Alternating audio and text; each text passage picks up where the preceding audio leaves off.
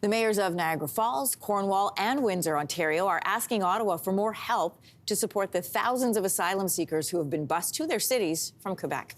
Niagara Region alone is asking for nearly $6 million for immediate funding, and that's to help provide social services. Niagara Falls Mayor Jim Diodati joins us this morning. Hello. Hello, good morning, Anne-Marie. Immigration, Refugees and Citizenship Canada has told CTV it had moved more than 2,841 asylum seekers to Niagara Falls just by the mid-February, so a few weeks ago. What reasons has the federal government given to you for sending asylum seekers to your region? Well, the main reason is because we've got a huge inventory of hotel rooms. We're Canada's #1 leisure destination, and over the course of the year, we'll get 14 million visitors. So in the winter, in the shoulder season, we typically do have excess inventory, and I think they're just taking advantage of that right now.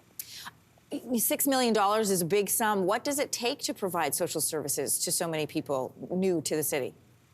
Well, it's huge because right now we're redeploying our public works staffs.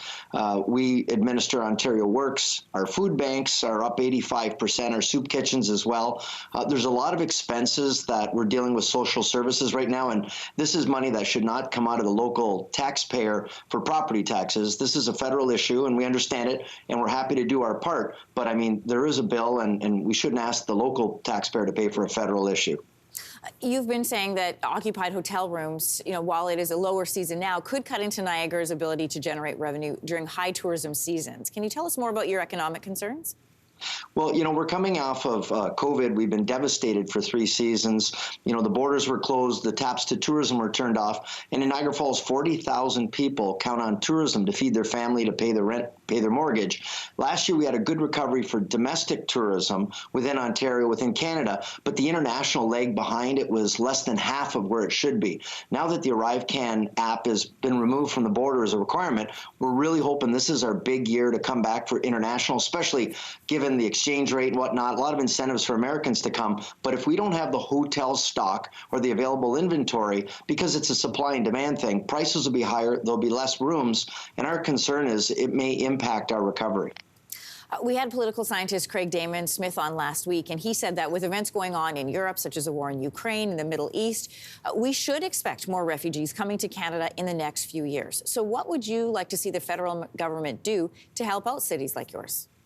Well, that's a great question, Anne-Marie. And the main thing that we're saying, and I did have a very productive discussion with Minister Fraser from IRCC, and I've asked for 3 things. Number 1, a seat at the table where we can be part of the discussion so we can help with the solution, because it's something where you need to bring all the partners together, especially those that will be impacted by the decisions. Secondly, there's a money issue here that obviously we're outlaying millions of dollars to help with the process, and we're happy that we can. We get it. We're a nation of immigrants, and we'll do our part, but we need some assistance. And then the third thing is we'd like to be privy to the plan or the plans. And I know they're evolving and it's a moving target. We get that. And a lot of it will be dependent on the visit from President Biden and how that plays out. But having said that, we'd like to start with the plan, and we know where we're going forward, because the Victoria Day weekend is around the corner, and we've got between that and Labor Day to make 80% of our revenue in tourism in Niagara Falls. So we want to have that discussion and be engaged in that and help them out with their solutions. Some people may not understand the full extent of what's required. It's more than just a hotel space to house people when they are seeking asylum. There's also education and healthcare as well. What are some of the concerns that money, that $6 million, will be used for? Well, and that's exactly it. It's not just a hotel room. These people all need to learn English, and there's a major backlog of English as a second language, ESL, and they're trying to do a skills assessment so that some of them can enter the labor market. But if they aren't speaking the language, we can't even do the skills assessment to find out where they may end up finding a place to work eventually. Some of them are looking to transition into permanent housing. Unfortunately, like other areas of Canada, we've been dealing with a housing and affordability crisis before this started, so it's just going to drive the demand and the prices that much higher. So we're kind of getting hit from different sides with a perfect storm. And then, of course, these folks here that are in town are going to schools. They're being bused directly from 11 hotels directly to the schools. And the schools are having issues where they got to set up emergency classrooms and libraries and gymnasiums. They're bringing in extra teachers. So it's a big effort, all hands on deck. And we're saying bring us into the discussion and let us help you with the solutions. Niagara Falls Mayor Jim Diodati, thanks for coming on today. Thanks for having me, Anne-Marie. Hey, thanks for watching. If you liked this, be sure to subscribe here, or you can check out more Your Morning videos right here.